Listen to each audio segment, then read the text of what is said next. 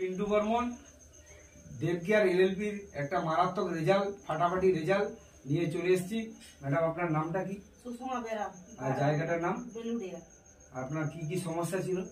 আমার অনেক কিছু শরীরের সমস্যা ছিল, নার্ভের সমস্যা ছিল, আর হচ্ছে শীতনাড়া প্রচুর যন্ত্রণা হতো, আর সপ্তাহে 2 বার করে স্যালাইন দিতে হতো 30-35টা করে।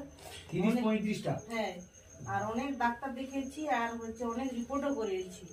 আর পেটের এই সাইডটা যন্ত্রণা হতো, আর বুঝতে পারতাম না।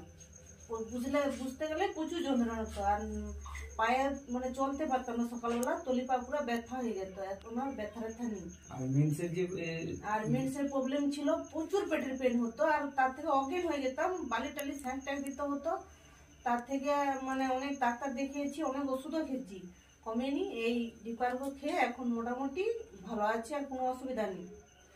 টোটাল এখন নরমাল? হ্যাঁ, এখন নরমাল, আর কোনো আর ডাক্তার দেখাতে। আর 1 মাস বন্ধ করে দিয়েছিলাম। আচ্ছা, কেন, কি কারণে? ওই যে সপ্তাহে যে স্যালাইন দিতে হতো, বা গ্যাস আসবে কিনা বন্ধ করে দিয়েছিলাম, আর হচ্ছে তার আবার চালু করেছি।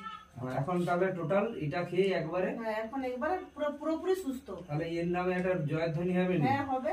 জয় দীপার, জয় দেবগিয়া।